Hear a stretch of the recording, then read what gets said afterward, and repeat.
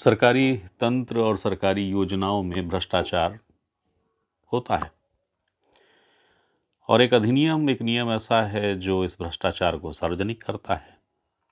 पूरे भारत में इस अधिनियम, जिसको हम कहते हैं सूचना का अधिकार या कि आरटीआई, उससे भ्रष्टाचार के कई मुद्दे प्रामाणिक रूप से सामने आए हैं और फिर वो तंत्र हो या अदालत, उसने कार्रवाई की है, करारी कार्रवाई की है और भ्रष्टाचार का वो जो मसला जिससे जुड़ा हुआ अभिलेख रहा आरटीआई जिसके लिए लगाई गई, उस पर कार्रवाई हुई है। लेकिन समय के साथ साथ ये भी है कि आरटीआई के दुरुपयोग की खबरें भी हैं। समय के साथ साथ ये भी है कि आरटीआई जो कि सर्वव्यापी है, उसके कई उपनियम उपबंधों की अवहेलना की भी खबरें हैं, जिससे कर्मचारी परेशान होते हैं, लोग परेशान होते हैं। और एक समूह ऐसा भी है जिसे लेकर यह चर्चाएं की जाती हैं कि आरटीआई के नाम पे ब्लैकमेलिंग हो रही है।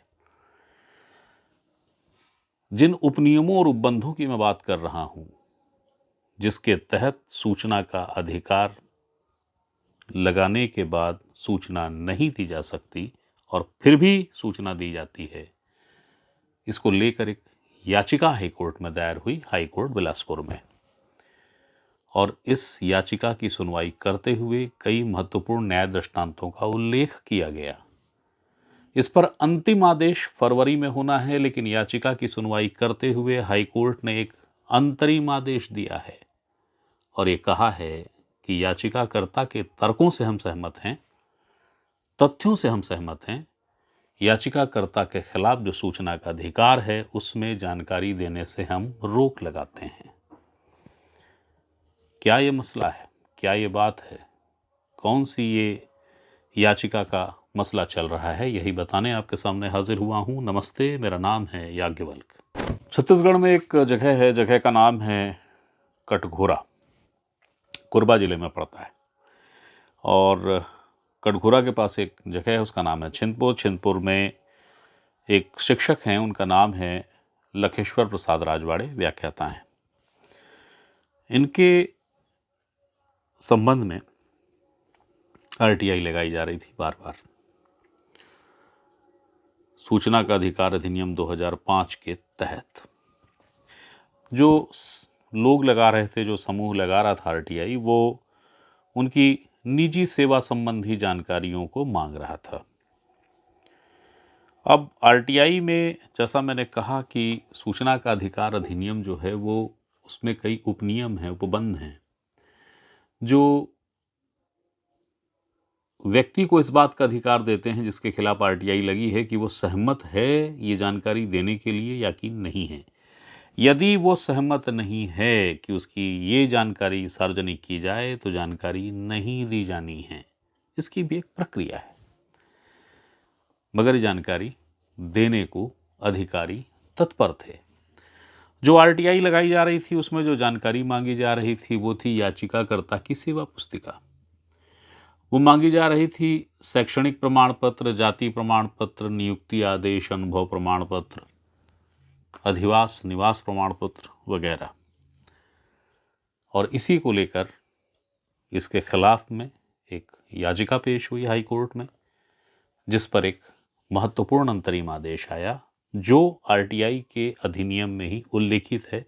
उसी के आधार पर अंतरिम आदेश जारी हुआ है। इस केस को कोर्ट में याचिकाकर्ता की ओर से लड़ा मतीन सिद्दीकी ने। हमने उन्हीं से बात की और उनसे जानकारी चाहिए कि बताइए मतीन जी, क्या है मसला।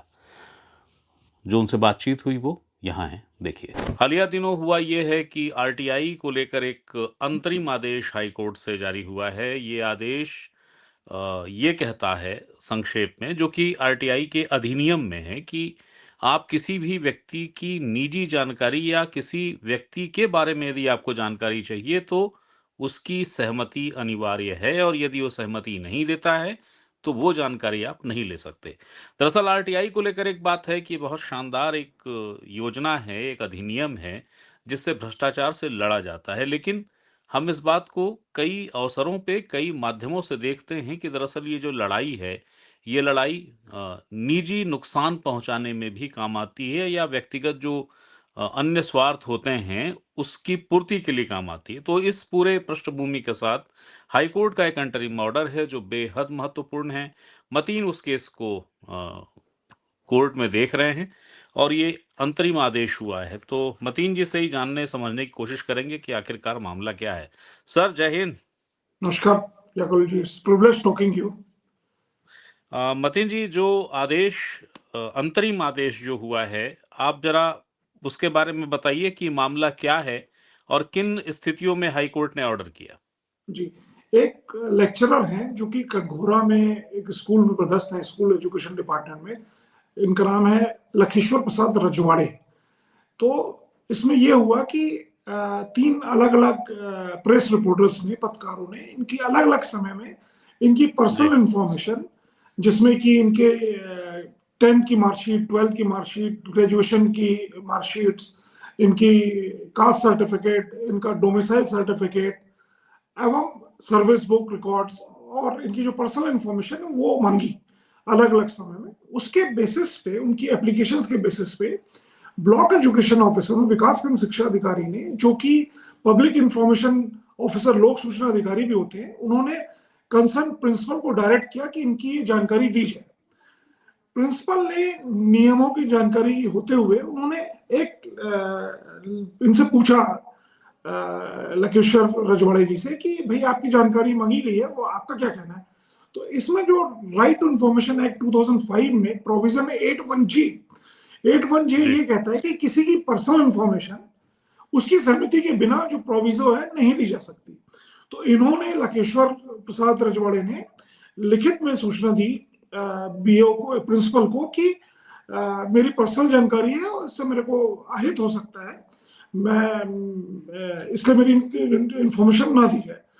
लेकिन चूंकि फिर से कम्युनिकेशन हुआ बीओ के द्वारा कि इनकी जानकारी दी जाए, तो इससे व्यथित होकर इन्होंने, मतलब मेरे माध्यम से, माननीय उच्च न्यायालय में याचिका प्रस्तुत की। मामले की सुनवाई जस्टिस पार्थ प्रीतम साहू जी के यहाँ हुई। याचिका में मैंने ये उल्लेख किया कि ये जो आरटीआई का 81J है, इसमें प्रोटेक्शन है कि पर्सनल इंफॉर्मेशन बिना सहमति से नहीं दी जा सकती, और इन्होंने असहमति दी है पिटिशनर ने। और सुप्रीम कोर्ट का भी इसमें एक महत्वपूर्ण फैसला है, जिसमें गिरीश आर देशपांडे का, जिसमें कि 81J को डिफाइन किया गया है कि कब कब कैसे कैसे लागू होगा। तो इस नया सिद्धांत के बेसिस पे, और साथ ही साथ इस ऑर्डर के बेसिस पे, डिपार्टमेंट ऑफ डीओपीटी भारत सरकार ने भी, डिपार्टमेंट ऑफ पर्सनल ट्रेनिंग ने भी एक डायरेक्शन जारी किए हैं कि गवर्नमेंट एम्प्लॉय की इंफॉर्मेशन, पर्सनल इंफॉर्मेशन ना दी जाए उनकी सूचना के बिना, क्योंकि इसका मिसयूज ज्यादा हो रहा है यूज की जगह। तो इसके बाद सुनवाई के बाद माननीय उच्च न्यायालय ने इसमें सूचना देने पर, इनकी पर्सनल जानकारी देने पर अंतरिम रोक लगा दी है। और साथ ही साथ secretary school education, DPI director of public instructions, DO जो कि फर्स्ट अपलेट अथॉरिटी होते हैं पब्लिक इंफॉर्मेशन ऑफिसर के, BO is public information officer, तीन जो पत्रकारों ने जानकारी मांगी थी उनको, और साथ ही साथ प्रिंसिपल को, जहां पे पिटीशन पोस्टेड है, इनको नोटिस जारी कर जवाब मांगा गया है और जानकारी देने पर अंतरिम रोक लगा दी है। मतीन भाई, बहुत संक्षेप में मुझे ये बताइए कि आरटीआई को लेके ये बातें कही जाती हैं कि आरटीआई सर्वव्यापी है।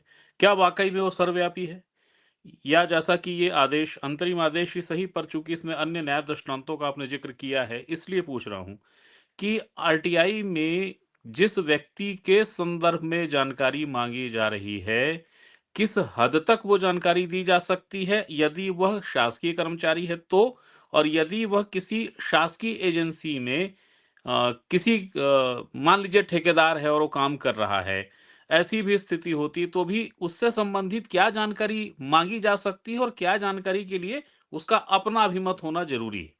देखिए, गवर्नमेंट एम्प्लॉयज के लिए तो क्लियर कट 81J है।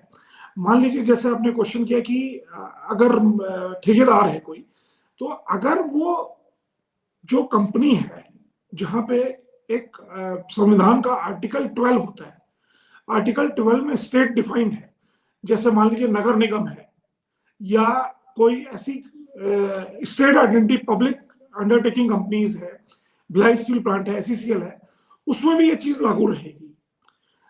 ये 8(1)J ये है कि ऐसा, मतलब 8(1)J शुरू से इनेक्ट रहा है, जब एक्ट बना था, कि इसका मिसयूज ना हो। क्योंकि क्या होता है कि कई बार इनकी पर्सनल इंफॉर्मेशन गवर्नमेंट एम्प्लॉय हैं, और प्रेस, मान लीजिए फॉर एग्जांपल कोई प्रेस रिपोर्टर ले लिया और छाप भी दिया, तो फिर उसके पास कुछ बचेगा नहीं वो एम्प्लॉय के पास।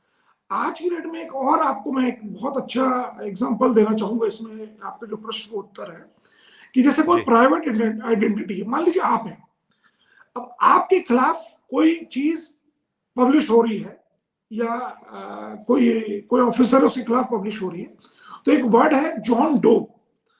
जॉन डो सबके लिए एप्लीकेबल होता है।